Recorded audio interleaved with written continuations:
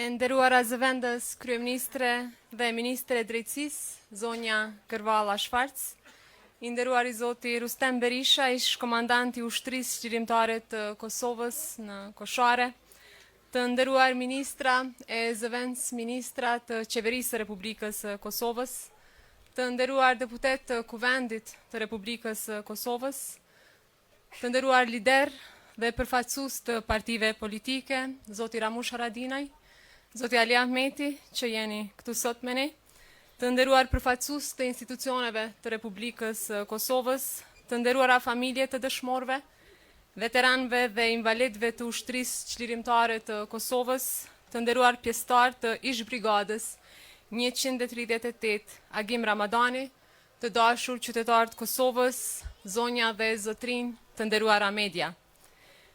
Mëngjesi i 9 prillit, 27 vjet më parë, nisi herët në Koshare. Njësitë e ushtrisë çlirimtare të Kosovës u nisën drejt vijës kufitare. Tereni ishte i vështirë dhe përballja filloi që në orët e para.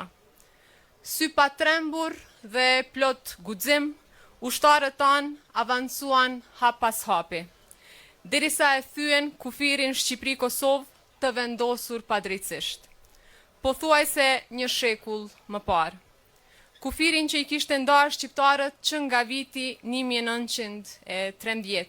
Në ditën e parë të kësaj epopeje, ranë dëshmor Abush Loku, Bashkim Jasiqi, Ramiz Krasniqi dhe Rifat Qelaj. Luftimet vazhduan pa ndërprerje. Të nesërmën, ushtarët e ushtrisë çlirimtare të Kosovës arritën ta marrin nën kontroll pikën kufitare në Koshare. Njësiti Kobra, bashkë me batalionin e parë dhe policinë ushtarake, ishin të parët që hynë atë hapësirë që deri atëherë mbahej nga ushtria e Serbisë. Më 11 prill, gjatë përpjekjes për ta marrë plazin, pas 2 ditë luftimesh të ashpra, në fushë betejë, ra strategu, piktori, poeti e artisti shumë dimensional, Agim Ramadani, me emrin e të cilit më pas u pagzua Brigada 138. Ai kishte udhëhequr sulmin që nga dita e parë.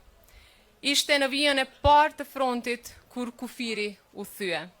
Rënja e tij ishte humbje e madhe për Kosovën, por në të njëjtën kohë u bë forcë për ushtarët e tij, të cilët e quan deri në fund amanetin e tij për ta hequr kufirin që ndante atkoh shqiptarët andej këndej drinit. Ditëve në vijim, përballja u bë edhe më e ashpër. Më 19 prill, në një ditë të vetme, ranë 13 ushtarë të ushtrisë çlirimtare të Kosovës. U përjetësua edhe njëri nga udhëheqësit kryesor të betejës dhe brigadës, Sali Qekaj. Në atë brez malor, luftimet nuk pushuan. Përkundër ashpërsisë së sulmeve, ushtarët e ushtrisë çlirimtare të Kosovës nuk u dorëzuan. E mbajtën kufirin të hapur dhe nuk u tërhoqën me asnjë çmim. Luftimet vazhduan deri në qershor. Atëherë u përfshin brigada të tëra, njësitë speciale, grupe operative, luftar nga të gjitha anët e Kosovës, nga gjitha trojet shqiptare dhe nga mërgata jonë. Betejës së Kosharës ju bashkuan edhe vullnetar të huaj, që zgjodhen të luftojnë këtu. Disa prej tyre ranë Koshare, krah për krah me luftarët tanë. Prandaj sot nderojmë dhe përulemi edhe para dëshmorëve të Kosovës, italianit Francesco Bider, francezit Paillard Arnaud Pierre dhe algjerianit Murat Mohamed Ali.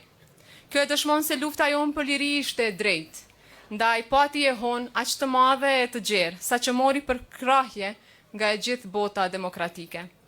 Në betejën e Kosharës, 114 luftarë të UÇK-s u vranë dhe mbi 380 u plagosën. Këta luftarë që mësyn Kosharës atë pranverë, e dinin mirë se ku po hynin. E dinin që kthimi nuk ishte i sigurt, por për liri hynë, për liri ranë dhe lirin e sollën. Ndaj beteja e Kosharës është ndër betejat më të lavdishme të historisë sonë moderne. Shteti i Kosovës është ndërtuar mbi këtë guxim, mbi vendime të marra në kushte thellësisht të rrezikshme dhe mbi sakrificë brezash të tërë. Nderimi i heronjve dhe luftarëve të brigadës 138, Agim Ramadani, në kuadër të manifestimit Ditët e Shqipës, dëshmon vendosmërinë tonë për të punuar me përkushtim, që Kosova të bëhet ashtu si që e ndruan ata që ranë për lirinë tonë. Në emër të institucioneve të Republikës së Kosovës, shpreh nderimin tim të thellë për gjithë luftarët e Kosharës.